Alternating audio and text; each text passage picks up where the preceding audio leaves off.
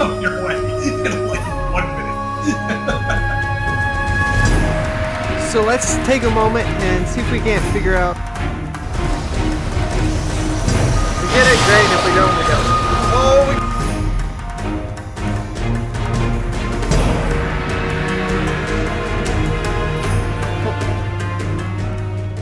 Hello everyone and welcome back once again to Let's Play XCOM2. We're going to go right ahead and get started with our first retaliation mission here. With our regular squad of 4 troopers. Let's go ahead and get started by taking a look at the map. It looks like we have a whole lot of gray area. It's a fairly large map.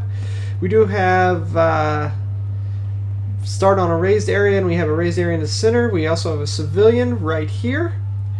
And looks like, I thought I saw something moving down here. Yeah, it looks like there's a civilian down there. So, then it gives us a place to go on, but there is an awful lot of gray where enemies could be hiding, so we want to be careful.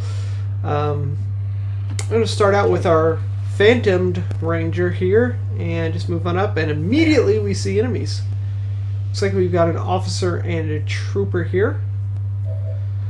Okay, not too terrible, but we need to decide how we approach him. Now we could come down here and try and save the civilian. Doesn't look like we can reach him from there. So let's just get into cover here with everybody, because these guys might move and we don't know where we're going to move. Let's see if we can hit him with a grenade. I don't think so. Well, maybe. Looks like there might have been a bounce there. Maybe. Can't tell if it's getting on that tree, or sometimes you can get like a lucky... Oh, there it goes again, but I moved the screen. Yeah, it looks like there's like a lucky bounce we can get and maybe get him, but I'm not even sure it's worth it. Let's just overwatch everybody, and let's get our sniper moved up in here into position. Now, looks like from here he can't be seen, so we ought to be safe moving him up into this position. Let's just see where they go here. Probably going to shoot a civilian. Absolutely they are. I'm so sorry. Yeah, that sucks to be him. Nothing we could have done there. We're seeing heavy civilian casualties, Commander. I know, Bradford. You know, heavy civilian casualties being the one guy that died. Anyway, I know it's terribly tragic, but there's not a whole lot we could have done there, I don't think. So let's just get our soldiers in here, and we are immediately revealed because we're not in concealment like our ranger is.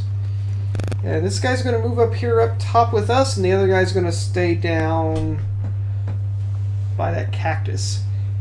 So we got to figure out a way to deal with this guy, and right away this specialist has pretty okay shots. 3 damage. She could have done 3 to 5 or crit, and she did the 3. Well, at least she hit. I'm not going to complain too much. I'm going to take what I got. That does put in range of our sniper, I think, here with a pistol shot. Or, yeah, I think pistol shot. I was looking to see if I could have hit him with sniper rifle, but it just wasn't a very good shot there with him in full cover. So we'll get rid of this guy with pistol shot and find some other way to deal with the officer. This is the way you deal with hostilities and frustrations. And that way is probably going to be with grenades. Let's get our grenadier up here. And I think she has pretty good shots. We'll just take it. And she hits. If at all possible, I'd like to shoot with the grenadiers and save our grenades. This is the very first pull, and using 2 grenades is terrible. I kind of didn't want to reveal our ranger here, but there's no real option. There's no choice. Can't let that officer live. Just move him down here. Flank the officer and dispose of him like so. And now let's see what clues it gives us. So there is aliens in the building there murdering people. So that's good to know. There is one nice thing about the retaliation missions. It does have this habit of showing us where the alien groups are so we can work towards them. It also makes it frustrating, especially when they're far away. It lets you know how far you have to go to actually reach the aliens where they're at. So my next move is obviously to move towards those aliens, and there's a couple routes I can go. I can go up here in the middle, or I could go around and try and get on top of the building. He lives right there. I decided to move up the middle here because if I move up towards the building, there's a possibility, you know, I can't get anywhere where I can see anything, and if I do start to move up top, I can't get up there in one turn. So these guys come out, and I'm going to briefly check and see what we can do with a grenade, and it looks like we can do we can hit one with a grenade, but it's not going to help too much. So instead of staying there, I decided to pull back, and Put you on a mailing list. not only are we saving our civilian friend there, but we are going to draw these guys in to an Overwatch trap here. I think in this case, this is the better way to handle them rather than trying to rush all of our squad forward. Let's have them come in there. And looks like we got another group way back in the back there. Oh, the horrible, horrible sounds of death. Left and right, Commander. We need to get these people out of And here. the even worse sound of Bradford panicking. He can't help himself, I guess. And here we go.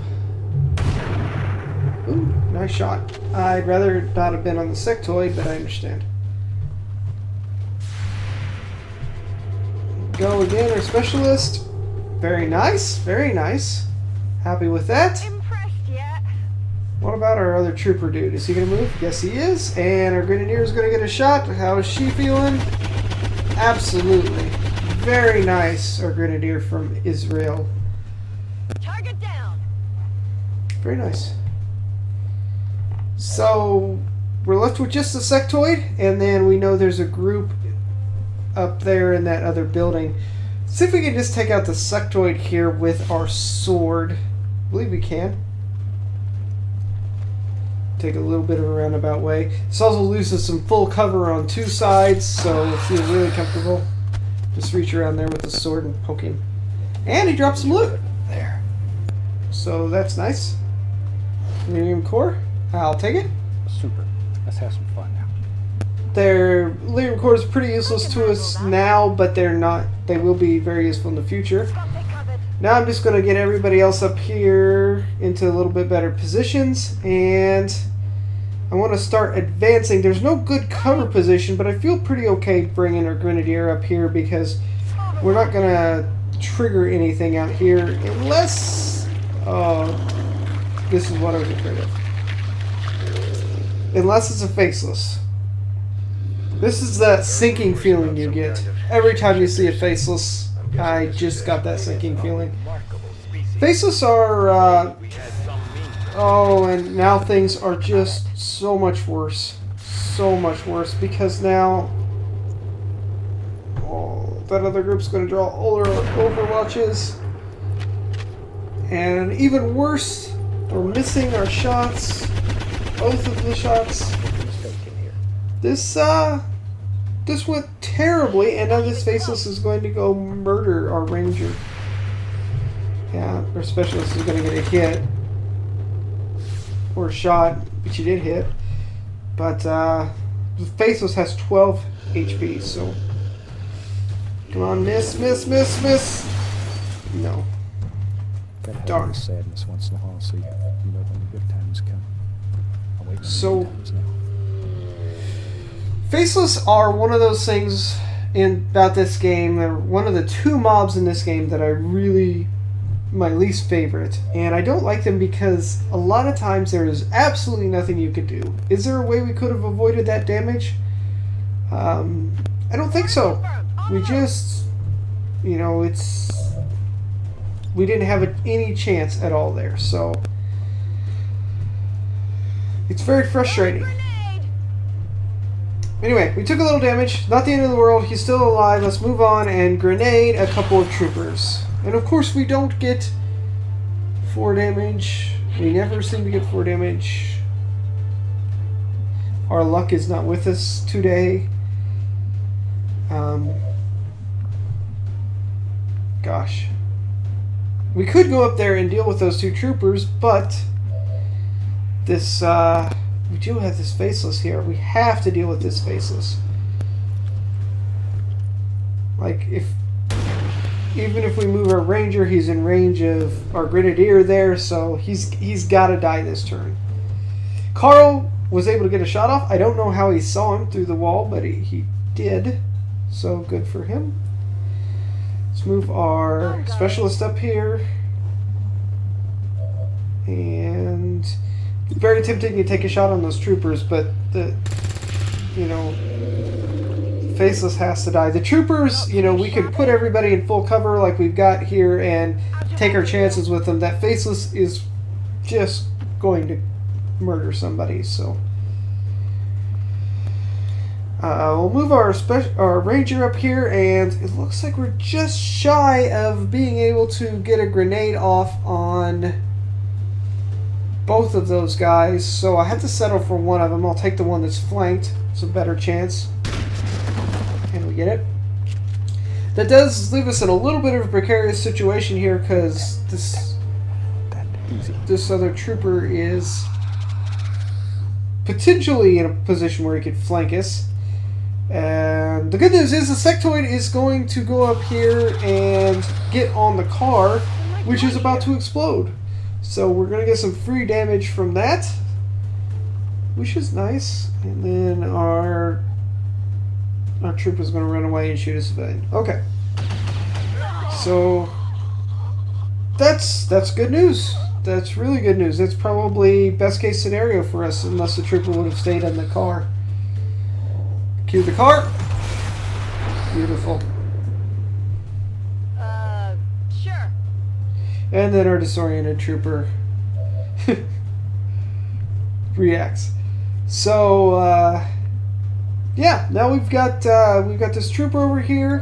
Might as well take a shot at it with our Grenadier. Not much chance of hitting, and she doesn't. Through the rock with disorientation, just not a good chance. That's okay though. We have plenty of ways to deal with this guy, and one of the best ways is combat protocol. He's only got 1 health, so this will just guarantee he dies. We don't have any indication that there are other groups on the map, so these could very well be the last of the enemies. So if we can just deal with them. Unfortunately, everyone is out of ammo at this point of the game, so can't use our sniper to shoot. We do have our trusty sword, though. I'd like to attack him from here. That way, looks like it really wants us to attack him from the front. Yep. Really wants us to attack him from the front. I am a little bit concerned that there's might be some more groups back there. I'd really rather attack from the side here. Can I? Oh, there it goes. Can't get it. So there's a sectoid dealt with. Squish sounds. God bless. See you next time. Very nice. And cue Faceless number 2. So this Faceless I don't mind seeing so much because he's far enough away he can't just walk up and murder us in 1 turn. And he also signifies that we're getting pretty near the end of the mission.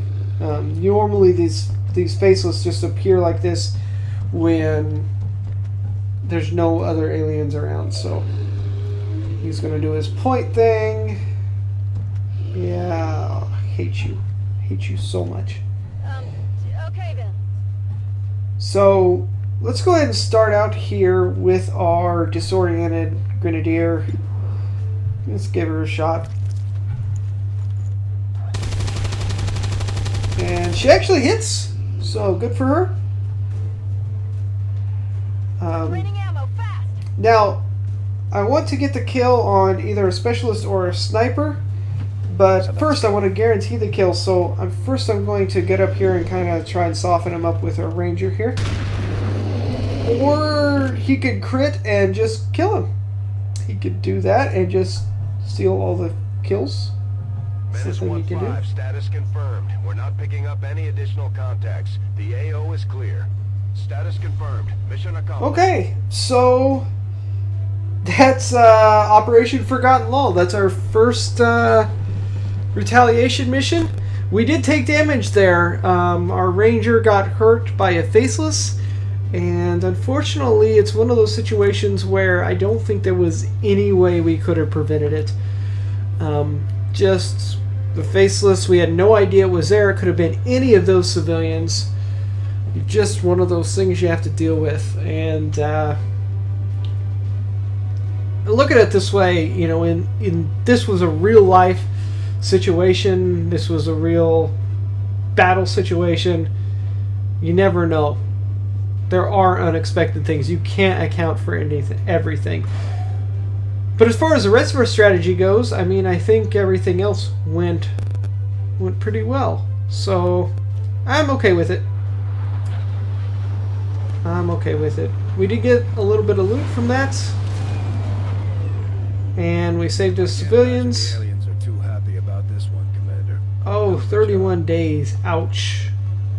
That hurts. So we kind of rely on our ranger pretty heavily here, and he's going to be out for 31 days, an entire month. Well, so as we did previously, we are going to speed up our base management, not cut it out entirely. We see that our ranger is shaking there. That's going to suck. We got some supplies, so we can go and get those scanned here real quick until something comes up, and there's our supply drop.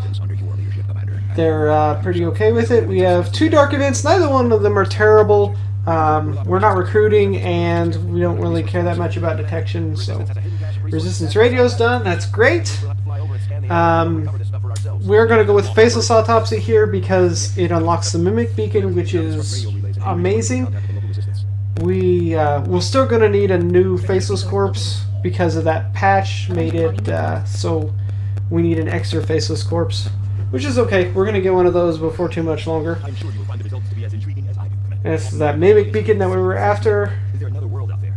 And now we're going to go with the officer. Everything else just takes too long until we get a new scientist, so scan just a little bit longer, and here we get a gorilla op. We got supplies, and we're going to destroy the admin device. So we're going to take our squad out here, and just taking a quick look here. I hadn't really paid attention because we hadn't had a need to pay attention to the other people. And as I was looking, I noticed something funny about all the names, so I decided to go check it out. And sure enough, all of our squad, except for our ranger and our sniper, are female. So I've never had that happen to me before. Usually it's a pretty mixed group or mostly male. But in this case, they're all female. Nothing wrong with that or anything. It's just interesting is all. So there's our Mimic Beacon requiring 2 extra Faceless Corpses. Nothing we can do about that, but this will be our squad here for Operation Iron Fist, Gorilla Up, and we will be heading out on this mission next time.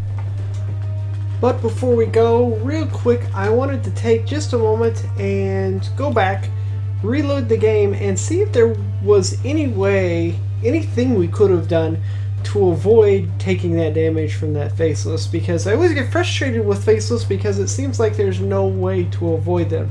So I wanted to play just a few times just to see. So this is the result here.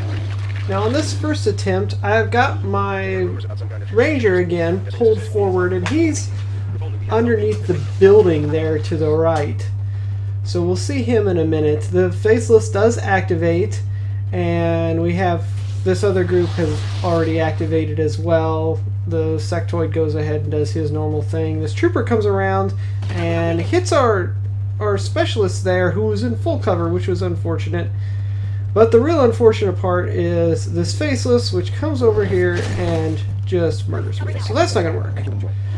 So I say, well, we know where this guy is at. So for this next attempt, I pulled forward to where I knew we were going to expose him.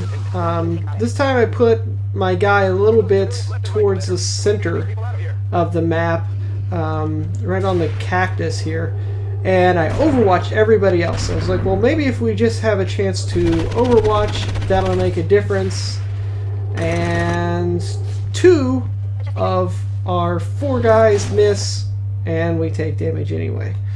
So, could we have avoided that damage? Maybe, but it's just as possible I would have been at that all night long and never found a way. So I think we can conclude pretty safely that, you know, damage from a Faceless is something you just have to live with in this game. And we'll get into chrysalids later on, and we run into the same phenomenon. It's part of the game, and we just have to live with it.